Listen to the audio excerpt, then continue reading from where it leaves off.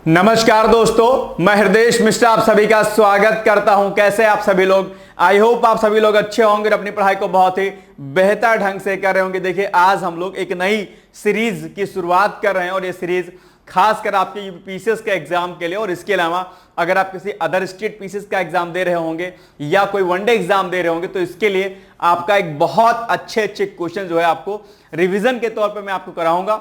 लगभग ये 20-25 दिन में सीरीज चलेगी और इससे एक बड़ा बेनिफिट आपको मिलने वाला है।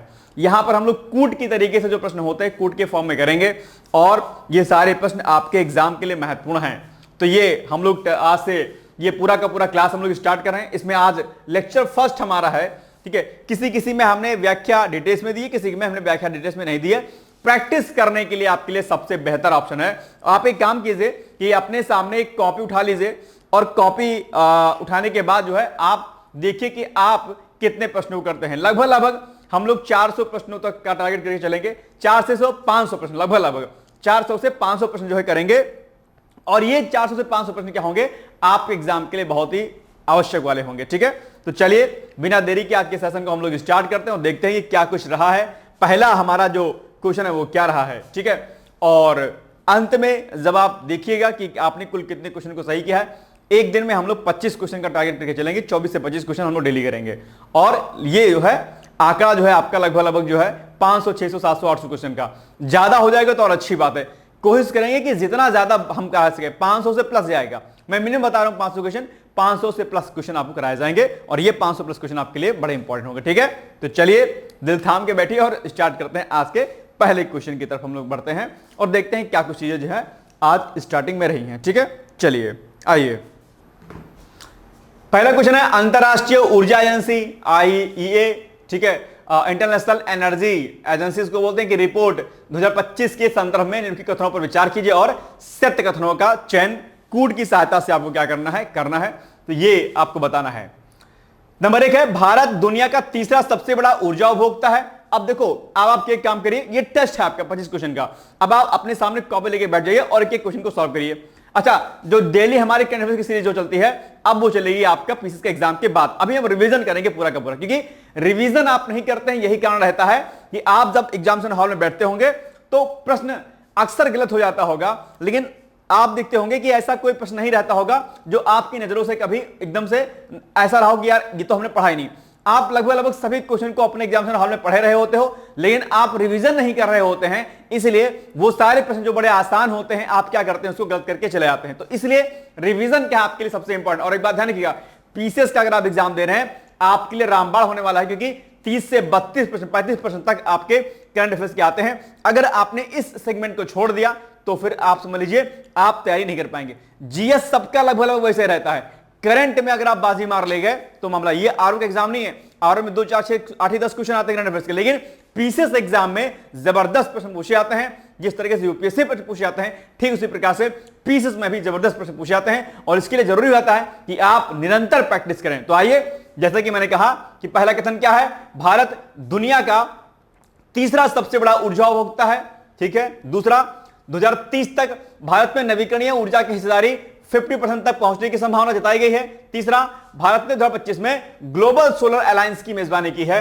और चौथा है, रिपोर्ट में भारत की कोयला निर्भरता शून्य बताई गई है, जो भी हाल ही में रिपोर्ट आई है। जरा बताइएगा इसमें तीनों कथनों में से कौन सा कथन सही है। उम्मीद करता हूं आप एग्जैक्टली सही उत्तर बताएंगे इसका। तो अगर आप देखेंगे तो इसमें, अच्छा आप पहले बता दो कि इसमें उत्तर कौन सा होगा, ये लिख लीजिए कॉपी पर, बाद में मैच कीजिएगा, ठीक है। इसमें जो है आपका तीनों कथन सही हैं, 1, 2 और 3। ये जो आपका चौथा कथन है, भारत की कोयला निर्भरता शून्य बताई गई है, ऐसा नहीं भाई साहब, कोयला पर निर्भरता शून्य कैसे हो जाएगी, अभी तो बहुत कुछ कोयला पर डिपेंड है ना।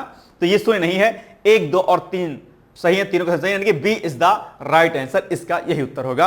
अगर आप व्याख्या में देखेंगे तो आपको यहां पर 1, 2 और 3 मिलेगा, यानी कि रिपोर्ट ने भारत की ऊर्जा खपत और नवीकरणीय ऊर्जा लक्ष्य की पुष्टि की, परंतु कोयले पर निर्भरता अभी भी मौजूद है, शून्य नहीं हुई है।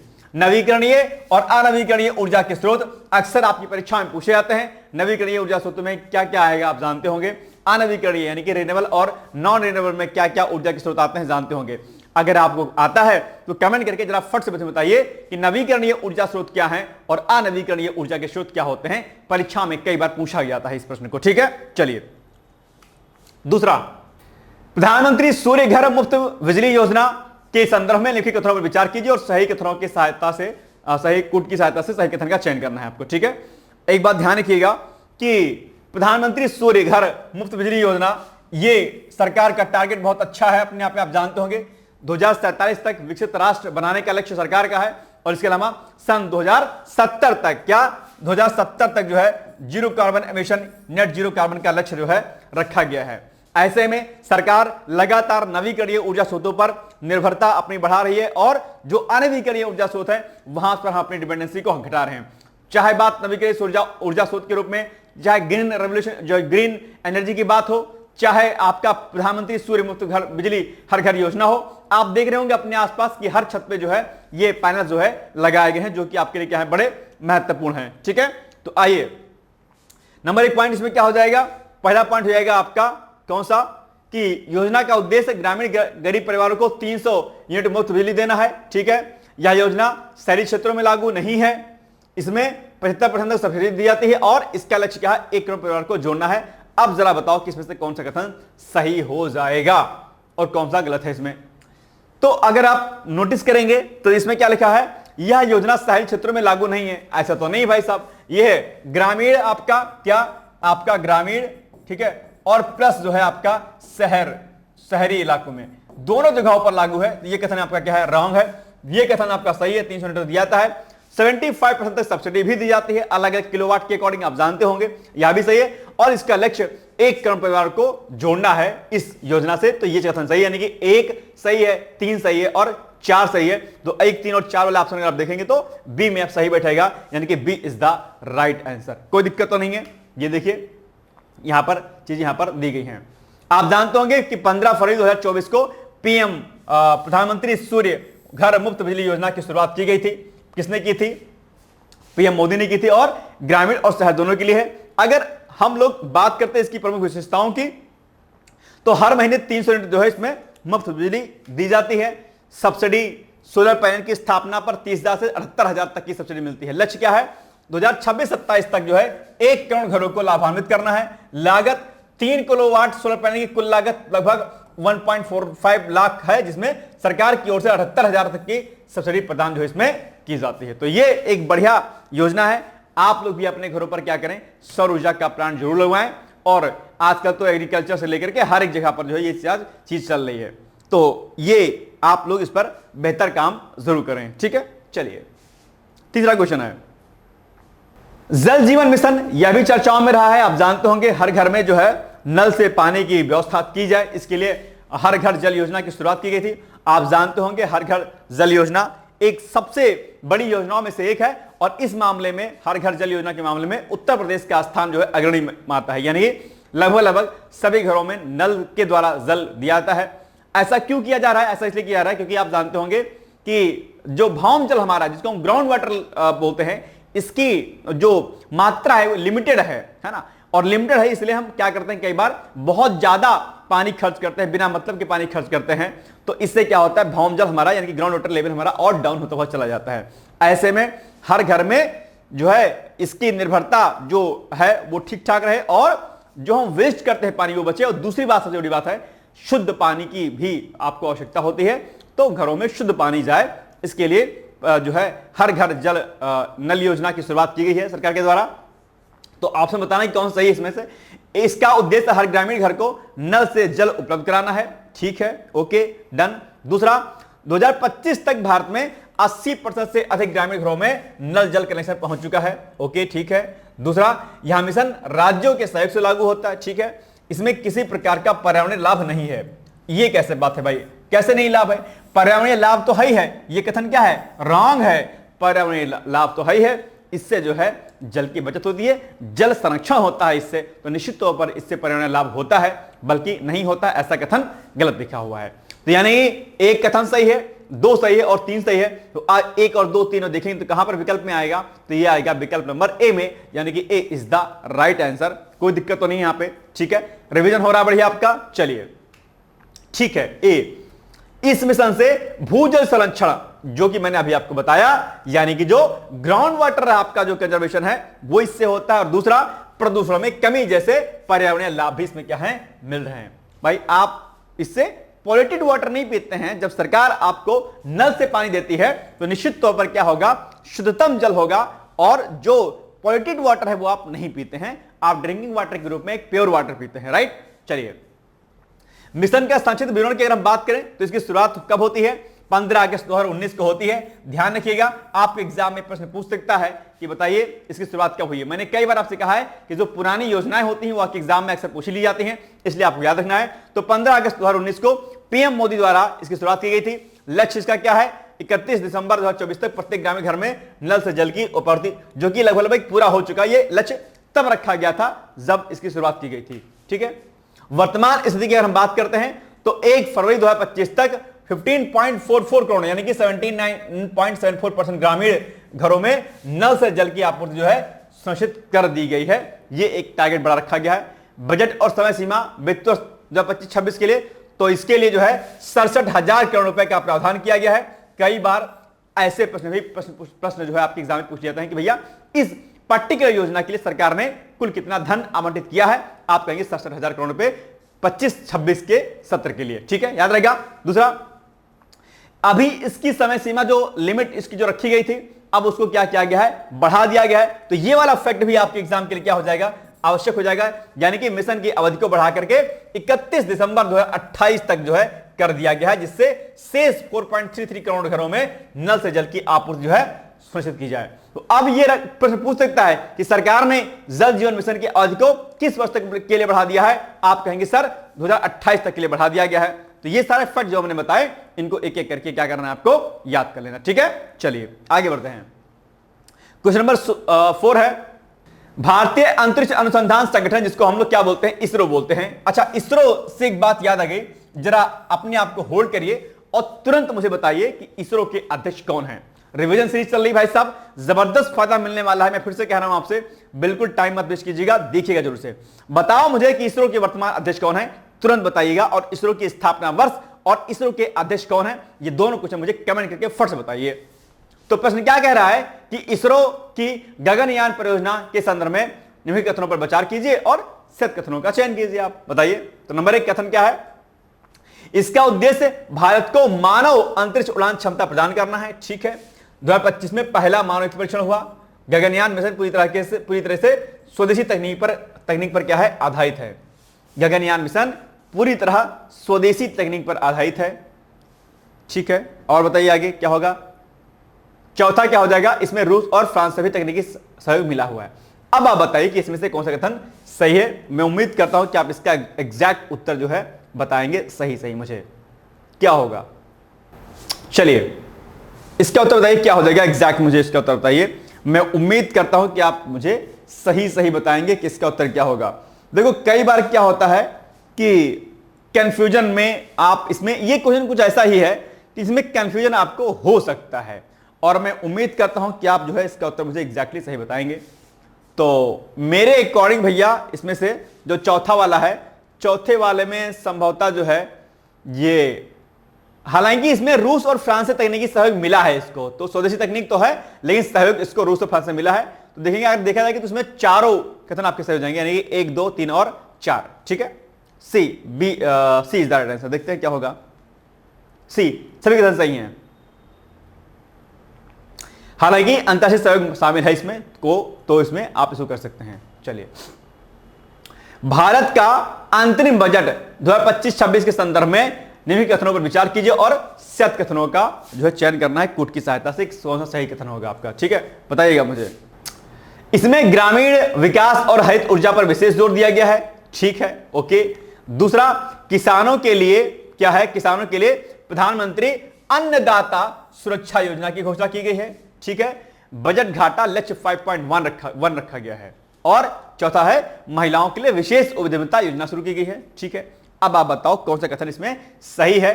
तो इसमें से अगर आप नोटिस करेंगे तो आप ये पाएंगे कि ये कथन जो इसमें है क्या है, गलत है, रॉन्ग है, ये नहीं सही। इसका लक्ष्य क्या है, दूसरा है।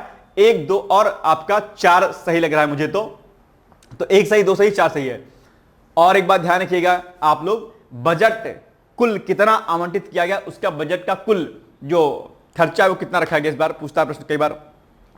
उत्तर प्रदेश विजिट बजट के संदर्भ में भी आपको क्या काम करना है, डेटा याद करना कि उत्तर प्रदेश का कुल बजट इस वर्ष कितना रहा है। आपका केंद्र सरकार का जो बजट है वह भी आपको तैयार करना है और साथ ही साथ में उत्तर प्रदेश का बजट जो रहा है वह भी आपको तैयार करना है। इसमें से बी वाला कथन हो जाएगा सही, यानी कि 1, 2 और 4 कथन सही है, तीसरा वाला कथन नहीं सही है, यानी कि बजट घाटा का लक्ष्य 5.1 नहीं रखा गया बल्कि 4.9 के जो है आसपास रखा गया। ठीक है, तो बस संयुक्त राष्ट्र महासभा का 79वां सत्र के संदर्भ में लिखित कथनों पर विचार करना है। ध्यान रखिएगा 79वां सत्र जो है आपके एग्जाम के लिए क्या है, बहुत आवश्यक है और यहां पर जो है प्रश्न आपके एग्जाम में पूछ सकता है, यूएनजीए। ठीक है, तो आइए पढ़ते हैं हम लोग इसमें चीजें क्या क्या है।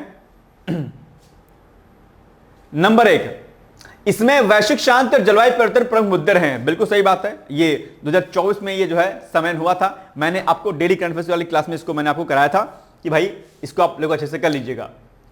भारत ने जो है संयुक्त राष्ट्र महासभा, ठीक है, की अस्थायी सदस्यता की मांग दोहराई है।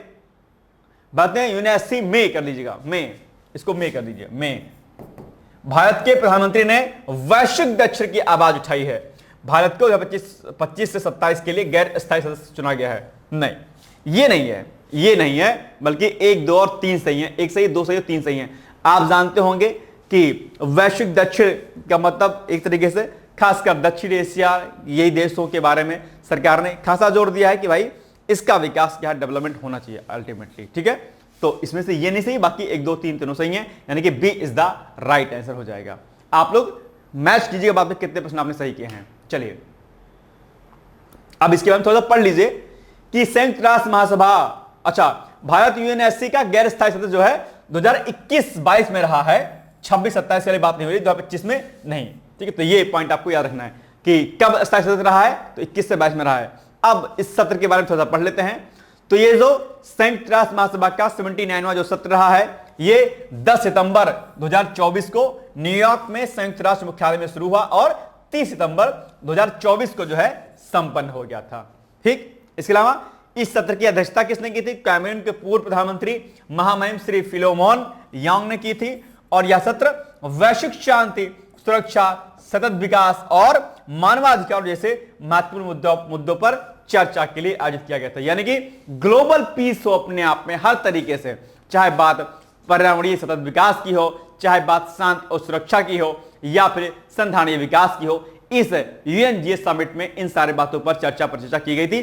79वां सत्र था, अपने आप पे याद रखिएगा। अध्यक्षता किसने की थी? अध्यक्षता जो कैमरून के पूर्व पीएम महामहिम श्री फिलोमोन यांग ने की थी। तो ये फैक्ट भी आपके लिए क्या है, इंपॉर्टेंट है। एक एक डेटा नोट करते चलिएगा, बड़ा महत्वपूर्ण होने वाला है आपके लिए सेशन। ठीक है, आगे बढ़ते हैं। संयुक्त राष्ट्र महासभा का अगर हम 80वां सत्र की बात करें, 80 नंबर का सत्र, तो ये एक्चुअली में क्या होगा, अभी 2025 में 9 सितंबर से, ये भी याद रखिएगा, 9 सितंबर 2025 को आरंभ होगा अपने आप में, यानी कि यह एक तरीके से आरंभ हो चुका है। ठीक है, होगा क्या, हो चुका है। उच्च स्तरीय बहस 23 से 27 सितंबर तक चलेगी और 29 सितंबर 2025 को समाप्त होगी। सतत विकास लक्ष्यों पर प्रेरक कार्रवाई को उजागर करने के लिए 22 सितंबर को एसडीजी मोमेंट का भी आयोजन जो इसमें किया जाएगा। तो ये फैक्ट याद रखना है। थीम जो 25 की है अभी की, इस वर्ष की, वो क्या है, एक साथ बेहतर शांति, विकास और मानवाधिकारों के लिए 80 वर्ष और उससे भी अधिक थीम है। इस आयोजन का मकसद क्या रहेगा, तो संयुक्त राज्य अमेरिका के राष्ट्रपति डोनाल्ड ट्रंप सहित वैश्विक नेताओं को एक मंच पर लाना और उसके बाद शांति, सुरक्षा और पर्यावरणीय मुद्दों जैसे अहम टॉपिक्स पर चर्चा करते हुए सबको साथ मिलकर के लेकर चलना, ग्लोबली सबको साथ में लेकर चलना, इस बार का अल्टीमेटली यही जो मुद्दा रहेगा। आप जानते होंगे कि डोनाल्ड ट्रंप जी आजकल क्या हैं, उनका दिमाग थोड़ा सा इधर उधर चल रहा है आजकल। तो ऐसे में क्या हो गया, चीजें गड़बड़ कर रही हैं और ऐसे में उनको साथ लाना निश्चित तौर पर एक बड़ा कदम होगा, क्योंकि अमेरिका कई मामलों में ठीक ठाक है, तो ऐसे में ग्लोबली पावर के रूप में भी जाना जाता है। इसलिए अगर ट्रंप साथ में आए तो चीजें सही रहेंगी अपने आप, है ना। लेकिन जिस तरीके से ट्रंप साहब काम कर रहे हैं, लगता है नहीं कि वो साथ में आएंगे, लेकिन फिर भी क्योंकि उनको बिजनेस करना है, जो बिजनेसमैन होता है वो अपने बारे में सोचता है अल्टीमेटली। चलिए नेक्स्ट क्वेश्चन है 7 नंबर क्वेश्चन। नासा का आर्टेमिस मिशन के संदर्भ में लिखित कथनों पर विचार कीजिए और सत्य कथनों का चयन कूट की सहायता से कीजिए। ठीक है, तो इसका लक्ष्य 2025 तक पहली महिला को चंद्रमा पर उतारना है। ठीक है। दूसरा, इसमें यूरोपीय अंतरिक्ष एजेंसी भी सहयोगी है। ओके ठीक है। भारत भी आज का एक साझेदार बना है इसमें हाल ही में, ठीक है। या केवल मंगल ग्रह के लिए है। अब आप बताओ कि इसका कथन क्या हो जाएगा, सही या गलत क्या हो जाएगा। नहीं, ये क्या है, रॉन्ग है। चौथा नंबर इसमें रॉन्ग है। इसमें 1, 2 और 3 कथन सही हैं। चौथा वाला क्या है, रॉन्ग है। तो 1, 2 और 3 कहां पर है, तो सी वाले में है। यानी कि 7 नंबर क्वेश्चन का क्या हो जाएगा, सी हो जाएगा सही उत्तर, ठीक है। आर्टेमिस मिशन जो है चंद्रमा के लिए है, मंगल ग्रह के लिए नहीं है, तो इसीलिए क्या हो जाएगा, ये क्वेश्चन हो जाएगा आपका रॉन्ग। नासा का आर्टेमिस कार्यक्रम एक चंद्र अन्वेषण कार्यक्रम है जिसका लक्ष्य चंद्रमा पर पहली महिला और अगले पुरुष को उतारना है, चंद्रमा पर अस्थायी मानव उपस्थिति स्थापित करना और मंगल ग्रह पर मानव मिशन के लिए एक आधार तैयार करना है। यह कार्यक्रम स्पेस लॉन्च सिस्टम रॉकेट और ओरियन अंतरिक्ष यान का उपयोग करेगा जो अंतरिक्ष यात्रियों को चंद्रमा पर ले जाएगा और वापस भी लाएगा अपने आप पे। ओके, ये पॉइंट आपको क्या करना है, याद रखना है, पूछ सकता है एग्जाम में। नासा के कई सारे महत्वपूर्ण प्रश्न आप एग्जाम में अक्सर देखने को मिलते हैं, ठीक है। चलिए, विश्व स्वास्थ्य संगठन की 2025 रिपोर्ट के संदर्भ में लिखे कथनों पर विचार कीजिए और सत्य कथनों का क्या करना है, आपको चयन करना है। तो ये भी आपको क्या करना है, बताना है। चलिए, भारत में जीवन प्रत्याशा जो है बढ़कर के 71 वर्ष हो गई है। ये WHO ने अभी हाल ही में रिपोर्ट जो है जारी की थी। अच्छा, एक बात ध्यान रखिएगा आप लोग, कई बार क्या होता है, जो महत्वपूर्ण अंतर्राष्ट्रीय संगठन होते हैं उनकी अलग अलग रिपोर्ट्स आती हैं। तो कई बार क्या होता है कि रिपोर्ट्स का नाम लिख लेगा, पूछेगा बताओ अभी हाल ही में इस रिपोर्ट को किसने जारी किया, WHO ने, IMF ने या किसी अन्य बड़ी एजेंसी ने। तो इसलिए जब भी रिपोर्ट को जारी हुआ करे तो वो आप तैयार कर लिया करो कि इस रिपोर्ट को इन्होंने जारी किया है। ओके, याद रहेगा पॉइंट। चलिए, दूसरा, WHO ने भारत की आयुष्मान भारत योजना को मॉडल बताया है। आयुष्मान भारत योजना आप जानते हो, जो स्वास्थ्य संबंधी योजना चल रही है, सरकार ने इसको मतलब WHO ने इसको सराहा है, ठीक है। तीसरा, मानसिक स्वास्थ्य दूसरी बार वैश्विक रिपोर्ट जारी की है, ये गलत लग रहा है। और WHO का मुख्यालय भारत में है, ये तो बिल्कुल गलत ही है। WHO का मुख्यालय भारत में नहीं है बॉस, कहां है आप बताइएगा मुझे कमेंट करके। और तो इसमें 1 और 2 सही है, ये कथन तीनों चार्ज गलत हैं। 1 और 2 कहां पर है, ए वाले, यानी कि A is the right answer. 8 mark का ए हो जाएगा, ठीक है। और कहां मुख्यालय WHO का, जिनेवा स्विट्जरलैंड में है। पूछता है, जितने महत्वपूर्ण ऑर्गेनाइजेशन आपके एग्जाम के होते हैं के लिए ये सब इंपॉर्टेंट होते हैं। WHO का मुख्यालय कहां पर है, इनके अध्यक्ष कौन है और इनकी स्थापना वर्ष कब हुई थी, हालिया इनकी बैठक कब हुई थी। उसी तरीके से IMF के अध्यक्ष, इसकी स्थापना वर्ष, ठीक है, इनकी हालिया बैठक आदि कब हुई थी। तो ये प्रश्न खूब पूछता है एग्जाम में, ऐसे प्रश्नों को याद कर लीजिएगा। ओके, चलिए 9 नंबर क्वेश्चन, भारत मध्य एशिया शिखर सम्मेलन 2025 के संदर्भ में निम्नलिखित कथनों पर विचार कीजिए और सत्य कथनों का चयन कूट की सहायता से कीजिए। ये आपको क्या करना है, बताना है। चलिए आइए जुड़ते हैं हम लोग। भारत मध्य एशिया शिखर सम्मेलन 2025 के संदर्भ में लिखित कथनों पर विचार कीजिए और सत्य कथनों का चयन कूट की सहायता से कीजिए। नंबर 1, यह नई दिल्ली में क्या हुआ, आयोजित किया गया। क्या यह नई दिल्ली में आयोजित किया गया। दूसरा, इसमें ऊर्जा, सुरक्षा और कनेक्टिविटी प्रमुख विषय रहे।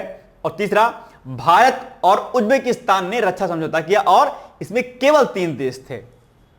अब आप बताओ कि इसमें से एग्जैक्टली जो आंसर हो जाएगा आपका क्या हो जाएगा। मैं उम्मीद करता हूं इसका उत्तर आप सही बताएंगे।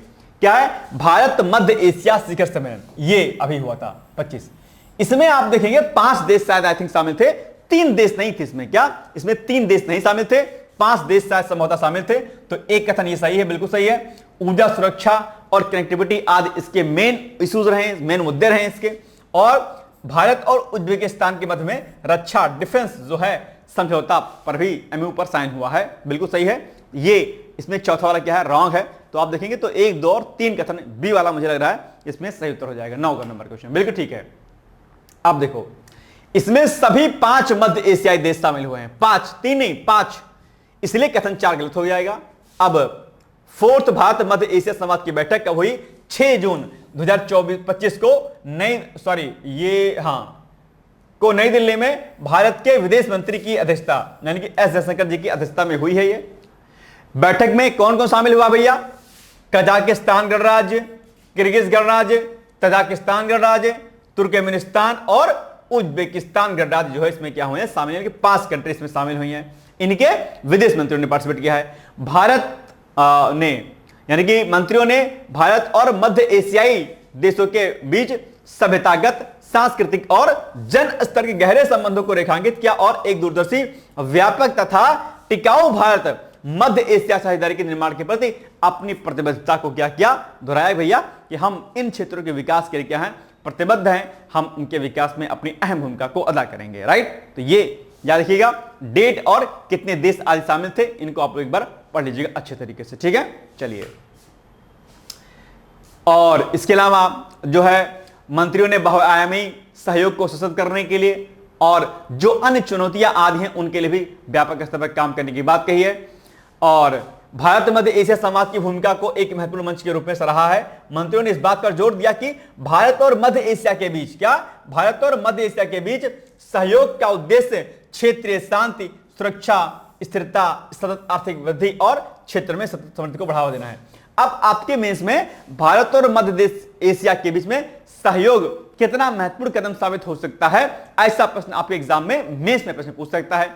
भारत और मध्य एशियाई देशों के अंतर संबंध को जो है बताइए किस तरीके से आप इसको देखते हैं, भारत के लिए कितना आवश्यक है, या एशिया महाद्वीप में भारत मध्य एशियाई देशों के साथ में जो संबंध होगा उसका ग्लोबली क्या इंपैक्ट पड़ेगा, वैश्विक स्तर पर उसका क्या प्रभाव पड़ेगा, ऐसा प्रश्न भी आप एग्जाम में देखने को मिल सकता है। ओके, तो आप इसको अलग अलग पॉइंट ऑफ व्यू से भी रेडी कर सकते हैं। चलिए नेक्स्ट क्वेश्चन आपका, 2025 में भारत की डिजिटल इंडिया 2.0 पहल के संदर्भ में निम्नलिखित कथनों पर विचार कीजिए और सत्य कथन का आपको चयन करना है कुल की सहायता से।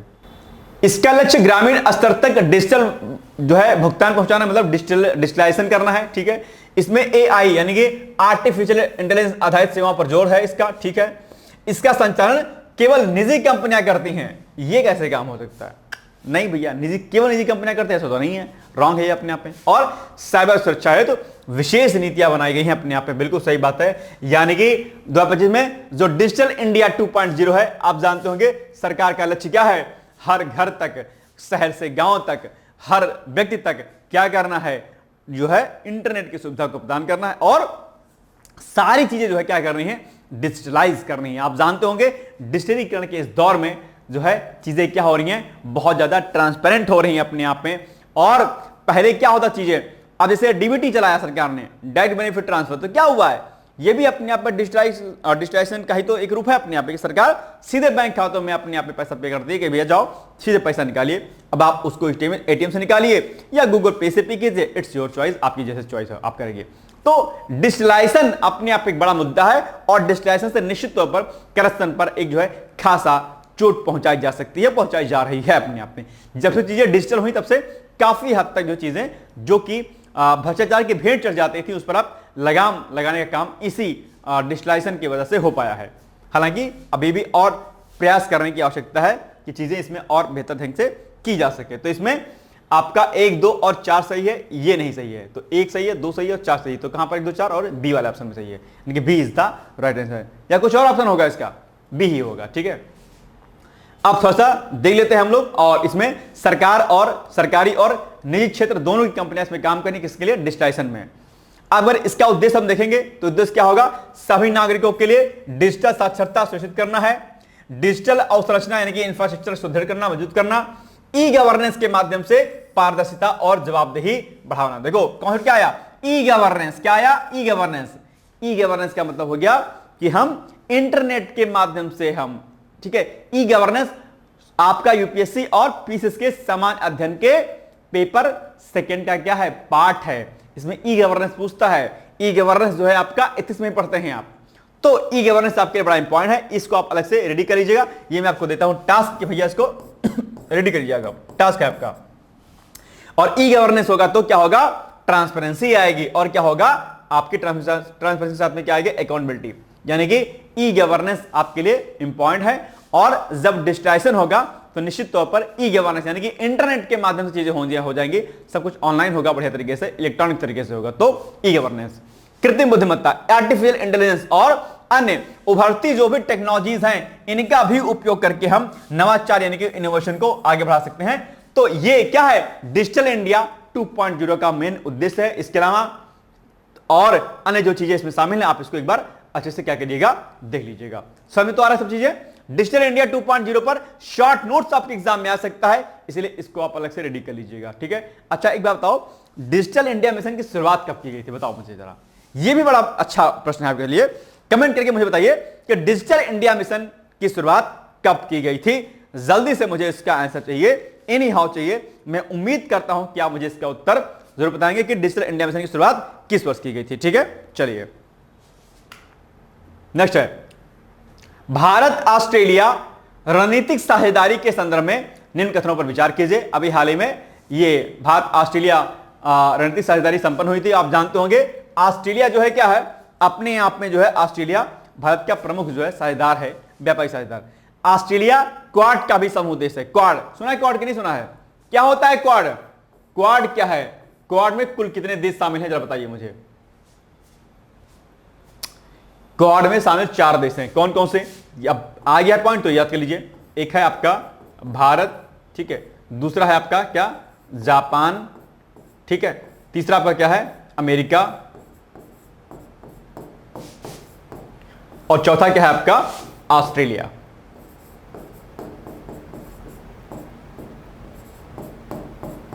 ये शामिल है। तो ऑस्ट्रेलिया क्वाड में भी एक अहम भूमिका अदा करता है और कहा जाता है कि क्वाड का मुख्य उद्देश्य जो है अपने आप में जो है हिंद प्रशांत क्षेत्र में खासकर चीन को काउंटर करने के लिए बनाया गया। तो मैंने कई बार आपको क्वाड के बारे में बताया है, क्वाड अक्सर प्रश्न आपके एग्जाम में पूछ लिया जाता है। तो अभी ऑस्ट्रेलिया था चाचा में, इसलिए मैंने आपसे पूछ लिया है, बता दिया आपको इसको, ठीक है। इसको याद करिए भाई साहब, क्वाड के बारे में पूछता है आप एग्जाम में, ठीक है, याद रखिएगा इसको। चलिए तो इससे ये जो अभी साझेदारी हुई है इसके रिलेटेड आपको प्रश्न बताना है कि इसमें से कौन सा कथन सही, कौन सा कथन गलत है, ठीक है। चलिए, दोनों देशों ने समुद्री सुरक्षा समझौता किया अभी हाल ही में, ठीक है, बिल्कुल। यह समझौता केवल आर्थिक सहयोग तक सीमित है? नहीं, केवल आर्थिक सहयोग तक नहीं सीमित है, इसमें कई अन्य चीजें भी इसमें शामिल हैं। ये क्या है, रॉन्ग है आपका। तीसरा, रक्षा और तकनीकी सहयोग को भी इसमें शामिल किया गया है, बिल्कुल सही बात है, ये तो है, ठीक है। तो एक सही है और 3 सही है, तो 1 और 3 कहां पर है, ए वाले ऑप्शन में है, यानी कि A is the right answer, ठीक है, कोई दिक्कत तो नहीं है। ये अभी हाल ही में भारत ऑस्ट्रेलिया रणनीतिक साझेदारी जो अभी हुई है उसके मध्य में बात अभी की गई थी। समझौता केवल आर्थिक सहयोग तक सीमित नहीं है, बल्कि इसमें रक्षा है, यानी कि डिफेंस आपका, टेक्नोलॉजीज आपका, एग्रीकल्चर और इसके अलावा भी अन्य कई सारे जो है इसमें मुद्दे शामिल हैं। तो केवल आर्थिक मुद्दा इसमें नहीं है, ओके। चलिए 12वां नंबर क्वेश्चन बताइएगा मुझे, 2025 में भारतीय जीडीपी वृद्धि दर के संदर्भ में निम्नलिखित कथनों पर क्या करना है, विचार करना है। भारत की जीडीपी वृद्धि दर 6.5% अनुमानित की गई है। दूसरा, कृषि क्षेत्र की हिस्सेदारी 25% तक पहुंच गई है। सेवा क्षेत्र यानी कि सर्विस सेक्टर है, सबसे बड़ी योगदानकर्ता बनी हुई है। और निर्माण क्षेत्र में गिरावट दर्ज की गई है। अब आप बताओ कि इसमें से कौन सा कथन सही है, जल्दी बताइए मुझे। देखते हैं जोर कितना है आप में अंदर कि आप कितना बेहतर बताते हैं इसमें से सही चीजें। देखो इसमें ये सही है, ये सही है और ये सही है। कृषि की हिस्सेदारी इतनी नहीं है भाई साहब, 25% तो बहुत हो गया अपने आप पे, है ना, यह कम हो गया। बताइए इसका क्या हो जाएगा कि एग्रीकल्चर सेक्टर जो आपका उसकी हिस्सेदारी कितनी है हमारे जीडीपी में, ये आप बताइएगा। इकोनॉमिक्स में आप लोगों ने पढ़ा होगा इसको कि इसका उत्तर क्या हो जाएगा। 1 3 4 सही है, दूसरा नहीं सही है, ठीक है। आइए कितना है, ओनली 17। एग्रीकल्चर सेक्टर की जो वो है हिस्सा है वो 17 to 18% है मात्र, ठीक है, याद रखिए पॉइंट। चलिए,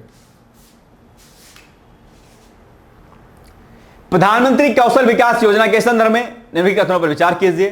कई बार प्रश्न पूछा प्रधानमंत्री कौशल विकास योजना के संदर्भ में, इसलिए आपको यहां पर क्या करना है, चीजों को बताना है कि क्या उत्तर होगा इसका सही होगा, ठीक है। चलिए, इसका मुख्य लक्ष्य युवाओं को तकनीकी कौशल से लैस करना है, ठीक बात है। आप स्किल इंडिया के तहत ही इसको लॉन्च किया गया, सब जानते होंगे। और 2025 तक 5 करोड़ युवाओं को प्रशिक्षित करने का लक्ष्य रखा गया है, ठीक है। योजना केवल शहरी युवाओं के लिए है, ऐसा है क्या?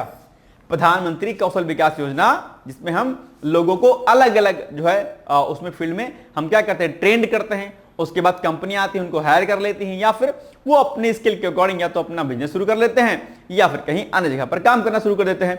यही ना होता प्रधानमंत्री कौशल विकास योजना में, तो बस यही बात है लिखी है। इसमें निजी कंपनियों की भागीदारी है, बिल्कुल सही बात है। ये कथन नहीं सही है, 1 2 और 4 सही हैं, तो ए हमारे क्या हो जाएगा, सही उत्तर, यानी कि 1 2 और 4 आपका एग्जैक्टली क्या हो जाएगा, सही उत्तर हो जाएगा, ठीक। चलिए बिल्कुल सही बात है। यानी कि योजना ग्रामीण और शहरी दोनों युवाओं के लिए है। कथन 3 गलत हो जाएगा आपका, ठीक है, क्योंकि केवल शहर के लिए नहीं है। पीएम कौशल विकास योजना यानी कि प्रधानमंत्री कौशल विकास योजना भारत सरकार की एक क्या है, फ्लैगशिप योजना है, जिसे 2015 में शुरू किया गया था। प्रश्न पूछ सकता है, मैंने कई बार कहा आपसे कि योजनाएं पुरानी पूछ ली जाती हैं, जिसका उद्देश्य भारतीय युवाओं को उद्योग संबंधी अल्पकालिक कौशल प्रशिक्षण और प्रमाणन प्रदान करना है। दूसरा, इस योजना का मुख्य उद्देश्य युवाओं की रोजगार क्षमता को बढ़ाना, स्किल और गैप को कम करना और उद्यमिता को क्या कहना, बढ़ावा देना है। यह योजना देश भर के युवाओं को निःशुल्क प्रशिक्षण प्रदान करती है, जिसमें प्रशिक्षण और मूल्यांकन शुल्क जो सरकार द्वारा वहन किया जाता है। तो ये एक जो है अहम आप में चीजें यहां पर दी गई हैं, ठीक है, कोई दिक्कत तो नहीं है। आइए आगे बढ़ते हैं हम लोग। 14 नंबर क्वेश्चन है, इसका भी आपको उत्तर देना है सही सही। 2025 में भारत का सौर ऊर्जा उत्पादन, क्या 25 में भारत का सौर ऊर्जा उत्पादन के संदर्भ में निम्नलिखित कथनों पर विचार करना और सही कूट का आपको चयन करना है। भारत ने 2025 तक, क्या भारत ने 2025 तक 200 गीगावाट सौर ऊर्जा उत्पादन का लक्ष्य रखा है, ठीक है। इंटरनेशनल सोलर अलायंस के माध्यम से सहयोग बढ़ाया गया है। अच्छा, इंटरनेशनल सोलर अलायंस आप जानते होंगे, ISA इसको बोलते हैं, ठीक है। और तीसरा, केवल निजी कंपनियों द्वारा उत्पादन किया जाता है। नहीं भाई, नहीं, ऐसा नहीं है। राजस्थान और गुजरात प्रमुख सौर केंद्र के रूप में अभी हाल ही में उभरे हुए हैं, तो यह भी सही कथन है। अगर आप देखेंगे तो 1 से हो जाएगा, 2 से हो जाएगा और आपका जो है चौथा नंबर भी सही हो जाएगा। तो यानी कि A is the right answer, कोई दिक्कत वाली बात इसमें नहीं है। मैं उम्मीद करता हूं कि आप इसको ठीक ढंग से समझ पा रहे होंगे। भाई साहब, सारे प्रश्न आपके एग्जाम में जरूरी हैं और इसमें ऐसा ना रहे कि आप इसको गलत करके चले आए। सब चीजों को आप अच्छे तरह से आपको क्या करना है, रेडी करते हुए चलना है, ठीक है। चलिए, ठीक है। भारत का राष्ट्रीय, क्या भारत का राष्ट्रीय स्वास्थ्य मिशन 2025 के संदर्भ में लिखित पर विचार कीजिए। तो क्या है, ग्रामीण स्वास्थ्य केंद्रों की संख्या बढ़ाई गई है अभी हाल ही में जो। अच्छा, राष्ट्रीय स्वास्थ्य मिशन कई बार चर्चाओं में रहता है भाई साहब, इस पर ये जो मिशन स्वास्थ्य मिशन होता है इस पर प्रश्न खूब पूछता है, इसलिए इसको बिल्कुल भी इसकी मत कीजिएगा, इंपॉर्टेंट टेबल लगा लीजिएगा। हालांकि सही प्रश्न आप एग्जाम के लिए जरूरी हैं, लेकिन फिर भी अगर मैं कहूं कि इसको आपको अच्छे से रेडी करना है तो उसको बिल्कुल आपको स्किप नहीं करना है, एग्जैक्टली सही उत्तर देना है आपको उसका, ठीक है। तो अब आप बताओ किसका उत्तर क्या हो जाएगा, एग्जैक्टली सही हो जाएगा। दूसरा, इसमें अच्छा, ग्रामीण स्वास्थ्य केंद्रों की संख्या बढ़ाई गई है, ठीक बात है। दूसरा, डिजिटल हेल्थ रिकॉर्डिंग अनिवार्य की गई है, बिल्कुल सही बात है।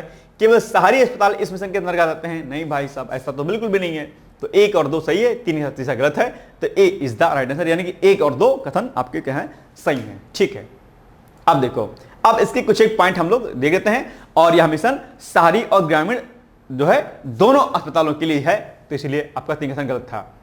राष्ट्रीय स्वास्थ्य मिशन NHM जिसको बोलते हैं, भारत सरकार की प्रमुख स्वास्थ्य पहल है, जिसका उद्देश्य क्या है, सभी नागरिकों को सस्ती, सुलभ और गुणवत्तापूर्ण स्वास्थ्य सेवाएं प्रदान करना, यानी कि क्वालिटेटिव जो हेल्थ इश्यूज हैं और हेल्थ सर्विसेज हैं वो प्रोवाइड कराना है। यह मिशन 2021 से 2026 तक विस्तारित किया गया है और इसके तहत कई महत्वपूर्ण योजनाएं और कार्यक्रम जो है चलाए जा रहे हैं। तो राष्ट्रीय स्वास्थ्य मिशन एक बहुत अच्छा अपने आप में क्या है, मिशन है NHM, ठीक है, राष्ट्रीय स्वास्थ्य मिशन। खूब प्रश्न इससे पूछता है, हर साल राष्ट्रीय स्वास्थ्य मिशन पर प्रश्न पूछता है एग्जाम में, ध्यान रखिएगा। चलिए, इसके कुछ प्रमुख घटक हैं, कुछ कंपोनेंट हैं राष्ट्रीय स्वास्थ्य मिशन के।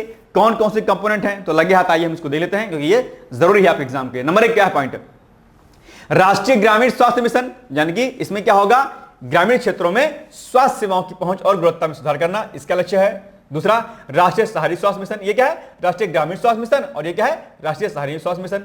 इसमें ग्रामीण क्षेत्रों में स्वास्थ्य सुविधाओं को अच्छे से पहुंचाना है, और इसमें क्या है, शहरी क्षेत्रों में स्वास्थ्य सेवाओं की पहुंच और गुणवत्ता में सुधार करना है। तो ये दोनों एक से हो गए। तीसरा, प्रजनन, मात्र, नवजात शिशु और किशोर स्वास्थ्य, यानी कि इसमें क्या होगा, मात्र और मतलब मां और शिशु मृत्यु दर में क्या करना है, कमी लाना है, ये इसका मुख्य उद्देश्य है। आप जानते हो कई बार डिलीवरी के दौरान मां बच्चे का देहांत हो जाता है। संचारी और असंचारी या गैर संचारी इसको बोल सकते हैं रोगों की रोकथाम, यानी कि टीबी, मलेरिया, डेंगू, काला आजार और अन्य रोगों की रोकथाम करना भी जो है इसमें, इसके घटकों में क्या है शामिल है। हो सकता है कि राष्ट्रीय स्वास्थ्य मिशन पर प्रश्न पूछ ले। ये सब प्रश्न आपके यूजीसी नेट एग्जाम भी खूब पूछे जाते हैं, ठीक है, इसलिए इसको ऐसे चैटिया रहे होंगे तो चैटियाइए मत भाई साहब। अब कुछ लोग फोन में उठा के देख रहे हैं अभी भी, भाई साहब एक बात ध्यान रखिएगा, फोन से अगर तौबा नहीं कीजिएगा ना तो जिंदगी आपसे तौबा कर लेगी, मतलब असफलता आपसे तौबा कर लेगी। ये चैटियाने से काम कुछ भी नहीं होने वाला है, ये बात विशेष तौर पर आप क्या करिएगा, ध्यान कर लीजिएगा, ठीक है। चलिए ये इसको आप एक एक करके प्री के लिए भी और मेंस के लिए भी आपको क्या करना है, रेडी कर लेना, ठीक है। चलिए 16 नंबर क्वेश्चन है आपके सामने। 2025 में भारत का अंतर्राष्ट्रीय जलवायु परिवर्तन सम्मेलन के संदर्भ में निम्नलिखित कथनों पर विचार कीजिए और सत्य कथनों का चयन कीजिए। COP31 का आयोजन भारत में किया गया, बताइए बॉस सही गलत है, क्या हो जाएगा, देखते हैं कि क्वेश्चन आप लोग सही बताते हो।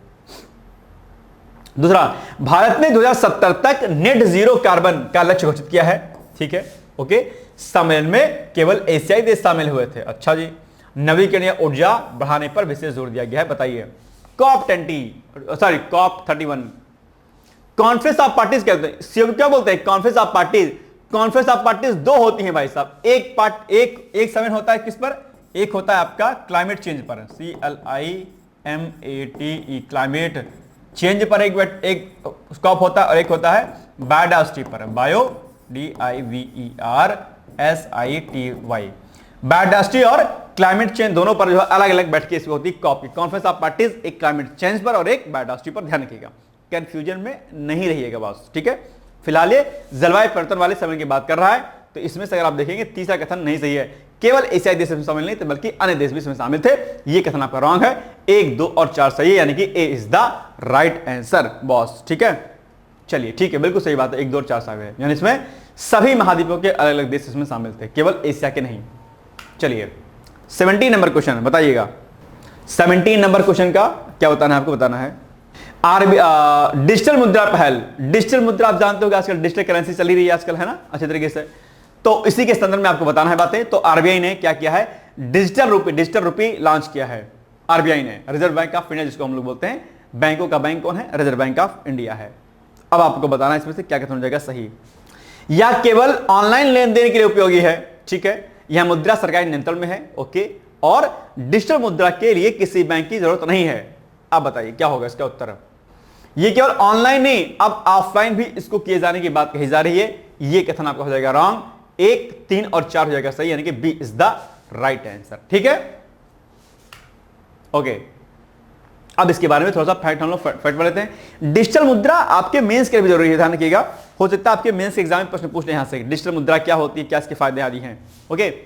तो डिजिटल रुपी रिया डिजिटल मुद्रा का उपयोग ऑनलाइन और ऑफलाइन दोनों लेन देन में किया सकता है। भारत के डिजिटल मुद्रा पहल, जिसे आधिकारिक रूप से जो है ई रुपए के नाम से भी जाना जाता है, कहा जाता है, भारत सरकार और भारतीय रिजर्व बैंक आरबीआई द्वारा शुरू की गई एक केंद्रीय डिजिटल मुद्रा योजना है, यानी कि सेंट्रल गवर्नमेंट और आरबीआई इसमें दोनों शामिल है। यह पहल देश के वित्तीय ढांचे को डिजिटल रूप में सशक्त बनाने, लेन देन की पारदर्शिता बढ़ाने और वित्तीय समावेशन को बढ़ावा देने के लिए उद्देश्य से शुरू की गई है। तो इस पर प्री में ही प्रश्न पूछ सकता है और आपके मेंस में भी, और डिजिटल मुद्रा पर आपके एग्जाम में निबंध में भी प्रश्न पूछा जा सकता है, इसलिए डिजिटल करेंसीज पर, डिजिटल मुद्रा पर, ई रुपए पर आप लोग इस से ऐसे रेडी कर सकते हैं, ओके। चलिए अब इसके लाभ क्या क्या है भाई साहब ई रुपए के, ठीक है। तो आपकी ट्रांसपेरेंसी और सिक्योरिटी दोनों इसमें रहेगी, यानी कि ब्लॉकचेन प्रौद्योगिकी के उपयोग से लेन देन की पारदर्शिता और सुरक्षा बढ़ेगी। वित्तीय समावेशन, बिना बैंक खाता वाले व्यक्तियों के लिए भी डिजिटल मुद्रा की पहुंच संभव हो रही है। सरकारी योजनाओं में सुधार, यानी कि सरकारी सब्सिडी और योजनाओं के वितरण में भी दक्षता और पारदर्शिता इससे क्या है, बढ़ रही है अपने आप में, ठीक है। तो ये इसका मुख्य उद्देश्य था। चलिए 18वां क्वेश्चन है आपके सामने। राष्ट्रीय शिक्षा नीति यानी कि न्यू एजुकेशन पॉलिसी जो बनाएगी, एनईपी है ना बोलते हैं इसको, तो इसके संदर्भ में आपको कथन सही और कथन बताना, आपको गलत कौन सा है, सही कौन सा है। स्कूल स्तर पर एआई और डिजिटल शिक्षा अनिवार्य इसके अंदर की गई है, ठीक बात है। हायर एजुकेशन में, ठीक है, इंटरडिसिप्लिनरी पाठ्यक्रम बढ़ाए गए हैं, ठीक है। नीति यानी कि एनईपी जो है सभी स्कूलों यानी कि सरकारी और निजी पर लागू है अपने आप में, बिल्कुल सही बात है, सभी पर लागू है। ये तीनों कथन हमारे अकॉर्डिंग तो सही हैं, तो सभी कथन सही है, कहां पर है अपने आप में। अच्छा 1, 2 और 4 इसमें लोग यहाँ है, केवल 1 और 2 कर दीजिए, केवल 1 और 2, इसको हटा दीजिए, ठीक है। तो सभी कथन क्या इसमें सही है, कि D is the right answer. Okay, चलिए ठीक है। अब इसका हम जो एनईपी है अपने आप पे नी वाली, इसके बारे में हम लोग लगे हाथ 2-4 फैक्ट पढ़ लेते हैं, फैक्ट 1 to 1 है ना, क्योंकि जरूरी हो जाता है यह भी आप एग्जाम के लिए। नंबर 1, एनईपी 2025 का उद्देश्य क्या है? समावेशिता, यानी कि शिक्षा को सभी के लिए सुलभ बनाना, विशेषकर पिछड़े और हाशिए पर रहने वाले समुदायों के लिए गुणवत्तापूर्ण भी शिक्षा देनी है, यानी कि शिक्षा में क्वालिटी हो। आप जानते होंगे शिक्षा व्यवस्था बहुत खराब चल रही है, और ऐसे में शिक्षा को, एजुकेशन को स्ट्रांग बनाना, क्वालिटेटिव बनाना, यह बड़ा आवश्यक है अपने आप में। अगर आप वैदिक उसकी बात करेंगे, जब इंग्लैंड का पहला स्कूल खुला था ना, पहला स्कूल, तो उस समय न जाने कितने हजार जो है गुरुकुल हमारे यहां पर चले जाते थे। उसमें आपकी आयुर्वेद, आपका वाणिज्य, आपका कला, आपका शल्य चिकित्सा, आपकी सारी चिकित्साएं, और लगभग 20 प्रकार के कोर्स आपको पढ़ाए जाते थे गुरुकुलों में। जब इंग्लैंड का पहला स्कूल खुला था तब उसकी बात करें, और जब ग्लोबली कोई विश्वविद्यालय नहीं था तब कई सारे विश्वविद्यालय जो है आपके भारत में चलते थे। लॉर्ड मैकाले जब भारत आया था, देश करके वो अचंभित हो गया था कि इतने बड़े स्तर का हायर एजुकेशन भारत में है। तभी उसने कहा था कि अगर भारतीयों को गुलाम बनाना है तो इनकी शिक्षा व्यवस्था पर, रेड पर इनकी हड्डी जो है तोड़ करना पड़ेगा, इनका तोड़ निकालना पड़ेगा। तो उसने कहा कि इनकी बैकबोन क्या है? एजुकेशन है इनका। हम शिक्षा के क्षेत्र में सबसे अग्रणी राष्ट्र के रूप में थे, और विश्वगुरु हम ऐसे नहीं थे, ठीक है। आज तो हम नकल करते हैं पश्चिम की, मूर्खों की तरीके से, क्या कीजिएगा। तो हमारे एजुकेशन बढ़िया था, लेकिन बीच में चीजें गड़बड़ कर गई। हालांकि अब चीजें सही हो रही है धीरे धीरे करके, फिर भी तो क्वालिटेटिव एजुकेशन देना है और मानकों के अकॉर्डिंग चीजों को बेहतर ढंग से करना है, यानी कि छात्रों को वैश्विक मानकों, यानी ग्लोबल जो स्टैंडर्ड है उनके अनुरूप तैयार करना है, ठीक है, ताकि हमारा बच्चा जो भी हो पढ़ने वाला वो ग्लोबली लीड कर सके अपने आप को। यह ना रहे कि उसको हेजिटेशन करना पड़े, उसको स्किल ना है उसके अंदर। प्रौद्योगिकी का उपयोग किया जाएगा शिक्षा में। प्रौद्योगिकी चाहे वो एआई का हो, इस्तेमाल करना हो, या अन्य जो भी डिजिटलाइज जो एजुकेशन होता है उसको देना, यह भी इसका उद्देश्य है। कौशल विकास, छात्रों को व्यावसायिक कौशल प्रदान कर उन्हें रोजगार की योग्य बनाना भी इसका क्या मुख्य उद्देश्य है। ये नहीं खाली पढ़ लो राजा बन जाओ बस, ठीक है, ऐसा नहीं है। नेक्स्ट क्वेश्चन 19 नंबर, राष्ट्रीय साइबर सुरक्षा अभियान के संदर्भ में आपको बताना है कथन सही कौन सा सही है। तो सभी सरकारी विभागों में साइबर सुरक्षा प्रशिक्षण अनिवार्य है, ठीक है। दूसरा, डिजिटल इंडिया परियोजनाओं में सुरक्षा मानक लागू हैं, ठीक है। केवल निजी कंपनियों को प्रचार दिया जा रहा है, नहीं, बात गलत बात है, ऐसा नहीं है। राष्ट्रीय स्तर पर साइबर सुरक्षा जागरूकता बढ़ाई गई है, बिल्कुल सही बात है। 1, 2 और 4 सही, यानी कि A is the right answer. ये इसका क्या है? राष्ट्रीय साइबर सुरक्षा जो अभियान है, इसके अंतर्गत यही चीजें क्या इसमें शामिल हैं, ठीक है। साइबर सिक्योरिटी, ये एक बड़ा मुद्दा भाई साहब। साइबर सिक्योरिटी पर आपके एसए खूब पूछता है, एसए निबंध को पूछता है, तो इसको रेडी कर लीजिएगा। और मेंस में भी प्रश्न पूछता है आपके एग्जाम में, और प्री में प्रश्न पूछता है। तो एसए, मेंस, प्री तीनों जगह पर इसका प्रश्न पूछता है, इसलिए आप लोग साइबर सिक्योरिटी पर क्या करिएगा, चीजों को रेडी कर लीजिएगा। और इंटरव्यू वगैरह में तो पूछता साइबर सिक्योरिटी या जो भी इश्यूज होते हैं ना सिक्योरिटी को लेकर, नेशनल और इंटरनेशनल दोनों लेवल पे, तो वहां पर खूब प्रश्न आपके एग्जाम में देखने को मिलते हैं। चलिए 1, 2 और 4 हो जाएगा इसमें, 1, 2 और 4, यानी कि A is the right answer. चलिए, भारत का अंतर्राष्ट्रीय पर्यटन वर्ष 2025 के संदर्भ में निम्नलिखित कथनों पर विचार कीजिए। तो इसका क्या उद्देश्य है? विदेशी पर्यटकों को आकर्षित करना है, बिल्कुल सही बात है। अंतर्राष्ट्रीय पर्यटन वर्ष का पर्यटन को ग्रामीण विकास के साथ जोड़ना है। केवल दिल्ली और मुंबई केंद्रित कार्यक्रम है, नहीं भैया, ये आपका पूरा भारत इसमें शामिल है, केवल दिल्ली और मुंबई नहीं है, गलत है ये। डिजिटल प्रमोशन और वर्चुअल टूर इसमें जो है क्या इसमें शामिल है, बिल्कुल सही बात है। 1, 2 और 4 इसमें शामिल है, यानी कि A is the right answer, कोई दिक्कत नहीं है। चलिए,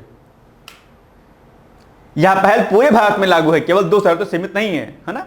क्या है? अच्छा, एक सेकेंड, ये इसको आप हटा दीजिए, ये इसमें जो है अब दूसरा आ गया है व्याख्या, इसको हटा दीजिए, इसकी व्याख्या दूसरी आ गई है, छोड़ दीजिए। तो ये जो पहल आपका है भारत का अंतर्राष्ट्रीय पर्यटन वर्ष, ये इसका पहल जो है अल्टीमेटली पूरे इंडिया पर लागू होता है। और निश्चित तौर पर जब पर्यटन क्षेत्र को बढ़ावा मिलता है तो क्या होता है, हमारे सांस्कृतिक जो विविधताएं हैं वह भी फॉरेन कंट्रीज तक जाती हैं, और लोग जानते हैं कि भैया इंडिया का वास्तव में कल्चर क्या है, और इससे फॉरेन करेंसीज भी हमारे पास आती हैं। तो ये एक बड़े उद्देश्य के रूप में इसको देखा जाता है, ठीक है। चलिए, नेक्स्ट है, भारत और जापान रणनीतिक साझेदारी के संदर्भ में आपको बताना कथन कौन सा सही है। यह भी एक अच्छा क्वेश्चन अपने आप में। चलिए, भारत जापान ने रेलवे और स्मार्ट सिटी परियोजनाओं में सहयोग बढ़ाया है, ठीक बात है। आप जानते हो कि हाल ही में जापान किसी के साथ हमारे कई सारे समझौते ज्ञापन पर हस्ताक्षर हुए हैं। दोनों देशों ने द्विपक्षीय रक्षा अभ्यास अस्थायी रूप से बंद करने का निर्णय लिया है। क्या हो जाएगा इसका सही उत्तर? ऐसा नहीं है, ऐसा नहीं है। बंद क्यों करेगा भाई? जापान के साथ तुम्हारा अच्छा समझौता है। तीसरा, जापान ने भारत को हवाई और समुद्री सुरक्षा तकनीक में सहायता दी है, ठीक है। भारत ने जापान के साथ उच्च शिक्षा सहयोग बढ़ाया है, ठीक है। एक सही है, तीन सही है और चार सही है। एक, तीन और चार, ए इज द राइट आंसर। ये नहीं है। द्विपक्षीय रक्षा अभ्यास बंद नहीं किया है, बंद क्यों करेगा भाई बताइए। अच्छा ये बता दो, जापान और भारत के मध्य में कौन से प्रमुख युद्धाभ्यास होते हैं, ये बताइएगा आप मुझे। चलिए ठीक है, एक, तीन और चार सही है। एक, तीन और चार, ए। 22 नंबर क्वेश्चन, भारत की अंतरराष्ट्रीय खेल उपलब्धियां 2025 के संदर्भ में निम्नलिखित कथनों पर विचार कीजिए। नंबर 1, भारत ने एशियाई खेलों में कुल 100 पदक जीते। क्रिकेट विश्व कप 2025 में भारत फाइनल पहुंचा और ओलंपिक खेलों में भारत ने पहली बार 20 गोल्ड मेडल जीते। बताइए क्या होगा एग्जैक्ट उत्तर? नहीं भाई साहब, ये नहीं होगा, ये नहीं होगा, ये होगा और ये होगा। एक और दो सही है, ए इज द राइट आंसर, ठीक है। ये अब देखो, ये सब प्रश्न आप कब कर पाओगे? जब आप जो है चीजों को ठीक ढंग से पढ़ोगे, उसकी एनालिसिस करोगे अच्छी तरीके से। एवी फैक्ट डेटा पढ़ के निकल जाओगे तो नहीं हो पाएगा कुछ चीज, ठीक है। तो ओलंपिक में 20 गोल्ड मेडल अभी तक भारत ने नहीं जीते, कथन 3 गलत है। ऐसा ये कथन क्या था? रॉन्ग था अपने आप में। चलिए, प्रधानमंत्री कौशल रोजगार अभियान के संदर्भ में भी आपको क्या करना है? सही कथन का चयन करना है आपको। बताइएगा इसका उत्तर क्या होगा? सही, ठीक है। योजना का लक्ष्य युवाओं को स्वरोजगार के लिए प्रशिक्षित करना है, ठीक है। विशेष रूप से महिला उद्यमियों को प्रोत्साहित करना है, ओके। केवल राज्य सरकारें इसका संचालन करती हैं? नहीं, ऐसा नहीं है। डिजिटल कौशल पर विशेष जोर दिया गया है, बिल्कुल सही बात है। 1, 2 और 4 सही हैं। ये कथन रॉन्ग है आपका। 1 सही है, 2 सही है और 4 सही है, ओके। चलिए ठीक है। और स्टेट और सेंट्रल गवर्नमेंट दोनों इसमें मिलकर काम कर रही हैं, ओके। चलिए, भारत में 2025 का राष्ट्रीय हरित ऊर्जा मिशन, क्या राष्ट्रीय हरित ऊर्जा मिशन बहुत जरूरी है। राष्ट्रीय नेशनल ग्रीन एनर्जी मिशन बहुत इंपॉर्टेंट है आपके लिए, मेंस के लिए भी और प्री के लिए भी और आपके एसए के लिए भी। इसके संदर्भ में आपको सही कथन का चयन करना है कि भाई बताओ सही कथन इसमें से क्या हो जाएगा, ओके। इसका लक्ष्य 2030 तक नवीकरणीय ऊर्जा उत्पादन को दोगुना करना है, बिल्कुल सही बात है, ओके, ठीक है। और इसके अलावा अगर हम बात करते हैं इसमें से, ठीक है, कि कौशल केवल सौर ऊर्जा पर केंद्रित है, नहीं, ऐसा नहीं है। पवन और जल विद्युत परियोजनाओं को भी इसमें शामिल किया गया, बिल्कुल ठीक बात है भाई। सिंपल सी बात है, अगर हमें डिपेंडेंसी, अगर हमें अनवीकरणीय ऊर्जा स्रोतों से हटा करके नवीकरणीय पर करनी है, तो नवीकरणीय ऊर्जा स्रोतों के अंतर्गत जो जो चीजें आती हैं हम सब पर काम कर रहे हैं। चाहे बात वो पवन ऊर्जा की हो, चाहे बात वो जल ऊर्जा की हो, चाहे बात वो सौर ऊर्जा की हो, चाहे बात वो ग्रीन एनर्जी के रूप में आपके अन्य जो चीजें हों, ठीक है, तो ग्रीन हाइड्रोजन आदि हों, इन पर सब पर हम काम कर रहे हैं समग्र रूप से, क्योंकि तभी हम जाकर के 2030 तक नवीकरणीय ऊर्जा स्रोत को हम दोगुना कर पाएंगे इस पर डिपेंडेंसी, और 2070 में जो हमारा लक्ष्य है नेट जीरो का, उसको प्राप्त कर पाएंगे। और इसके अलावा सन 47 यानी कि वर्ष 2047 तक का भारत का विकसित राष्ट्र बनाने का जो लक्ष्य है उस पर भी हम अब जो है अच्छी तरीके से काम कर पाएंगे। तो ये सारे लक्ष्य जो है इसमें शामिल किए गए हैं, यानी कि अगर आप देखेंगे तो इसमें क्या हो जाएगा, 1 सही है और आपका 3 सही है, यानी कि सी इज द राइट आंसर। क्या सही है? 1 सही है और 3 सही, यानी कि इसमें क्या हो जाएगा सही विकल्प 1 और 3 हो जाएगा, ओके। चलिए ये देखिए, तो ये आज का हमारा जो है करंट अफेयर्स का वीडियो हो गया। मुझे लगता है कि अब मुझे आप बताइए कि आज आपने इन 24 प्रश्नों में, वैसे 25 प्रश्न किया करेंगे, कभी 1-2 माइनस प्लस हो सकते हैं। अब आप बताओ कि इन 24 प्रश्नों में आपके कितने प्रश्न सही हुए, और ये 24 टॉपिक एक तरीके से आपके रेडी हो गए होंगे। अगर इसी तरीके से आप किसी के एग्जाम तक अगर आपने इसको रिवीजन कर लिया, दावे के साथ कहता हूं आपके बहुत सारे फैक्ट और बहुत सारे डेटा आपका रिलीज हो जाएगा, मतलब रिलीज इन द सेंस कि आपके दिमाग में रिलीज हो जाएगा, ओके। तो इसको आप करते रहिए, डेली सीरीज चलेगी बिना किसी गैप के। उम्मीद करता हूं कि आप इसको अच्छे तरीके से कर रहे होंगे, ठीक है। मिलेंगे हम लोग अगले दिन, आप पढ़ते रहिए, मस्त रहिए, और कमेंट कीजिए, जरा मुझे बताओ कि कितने प्रश्न आपने सही किए हैं। अगर ये वीडियो लाइव के बाद आप देख रहे हैं तो एक एक प्रश्नों का उत्तर जो मैंने बीच में पूछा था उसका उत्तर भी आप मुझे जरूर देंगे, ठीक है। मिलेंगे कल, तब तक के लिए पढ़ते रहिए, मस्त रहिए, व्यस्त रहिए, मुस्कुराते रहिए। और सबसे अहम बात जो मैं यहां बताना आज भूल गया, अभी हमारे यहां पर 2-3 बैचेस चल रहे हैं। एक बैच हमारा चल रहा है किसका, RO का, RO भी मेंस लगा हुआ है, RO क्या मेंस एग्जाम लगा हुआ है, इसके लिए ऑलरेडी बैच हमारा चल रहा है। इसमें हम जीएस को छोड़कर के बाकी सारा कंटेंट देते हैं आपको, ओवरऑल सब कुछ देते हैं, कोई भी चीज नहीं छूटती, वीडियो लेक्चर्स, उसके नोट्स, ठीक है, प्लस टेस्ट सीरीज आपकी। और इसके अलावा अभ्युदय बैच आरओ और एआरओ, अगर 2026 को आपको 2026 में अगर आपको तैयारी करनी है, जिसमें प्री प्लस मेंस हम लोग दोनों चला रहे हैं, क्या प्री प्लस मेंस दोनों, यही बैच बहुत अच्छा है हमारा। अभ्युदय के नाम से बैच चल रहा है, क्या अभ्युदय के नाम से बैच चल रहा है, इसको आप ज्वाइन कर सकते हैं। तो एक बैच ये, दूसरा ये, और तीसरा क्या है आपका पीसीएस, यूपी पीसीएस 2026 का भी बैच चल रहा है। और सबसे बड़ी बात है कि अभी ऑफर चल रहा है इन सभी प्रोग्राम्स पर, अभी क्या चल रहा है, ऑफर चल रहा है, और ऑफर का आपको फायदा उठाना है तो आपको क्या काम करना है, आपको कॉल करना है, मैसेज करना है, किस पर, आपको अगर आरओ मेंस ज्वाइन करना है तो आरओ मेंस लिख करके आपको क्या करना है 8604409201 8604409201 पर आपको व्हाट्सएप कर लेना है। क्या आरओ मेंस लिख करके, आरओ प्री प्लस मेंस लिखना है, ज्वाइन करना है तो आरओ 2026 लिख करके आपको व्हाट्सएप कर देना है। और अगर पीसेस में बैच लेना है तो आपको पीसेस लिख करके आपको इसी नंबर पे व्हाट्सएप पे कॉल कर देना है, क्या 8604409201। ध्यान रखिएगा 8 सितंबर से लेकर के, ऑफर कब तक है, ऑफर है आपका 8 सितंबर से लेकर के और आपका जो है 16 सितंबर तक, कितना 16 सितंबर तक, 8 दिन आपके पास हैं, आप चाहें तो इसको आराम से ज्वाइन कर सकते हैं, ठीक है। ऑफर का फायदा उठाइए, बाकी कोई दिक्कत होगी तो सेम इसी नंबर पे आप मुझसे संपर्क कर सकते हैं, कोई अगर प्रॉब्लम आपको आती है तो, ठीक। चलिए फिर मिलेंगे कल, तब तक के लिए पढ़ते रहिए, मस्त रहिए, व्यस्त रहिए, चैटियाइए नहीं ज्यादा, बल्कि अपने स्वास्थ्य का ध्यान रखिए, ठीक है। Thank you so much, bye bye, take care, all the best. दोस्तों, क्या आप पीसीएस अधिकारी बनना चाहते हैं? यदि हाँ, तो डिकोड एग्जाम लेकर आया है यूपी पीसीएस फाउंडेशन कोर्स 2025। यह एक ऑल इन वन कोर्स है जिसमें प्रीलिम्स मेंस दोनों ही परीक्षाओं के लिए वीडियो लेक्चर, एनसीईआरटी और standard books based bilingual notes उपलब्ध कराया जा रहा है। इस कोर्स में प्री और मेंस के सभी प्रीवियस ईयर क्वेश्चंस पेपर भी वीडियो लेक्चर के माध्यम से कोर्स में सम्मिलित होंगे। साथ ही साथ में कोर्स का कंटेंट गुणवत्तापूर्ण होने के साथ ही साथ एग्जाम ओरिएंटेड है, जिससे कोर्स लेने वाले स्टूडेंट्स को कोई भी बाहरी पुस्तक या नोट्स पढ़ने की आवश्यकता न पड़े। इस कोर्स में प्रीलिम्स और मेंस के टेस्ट सीरीज तथा आंसर राइटिंग प्रोग्राम भी शामिल है, जिसके साथ ही साथ टेलीग्राम ग्रुप में रेगुलर टॉपिक वाइज टेस्ट कराए जाएंगे।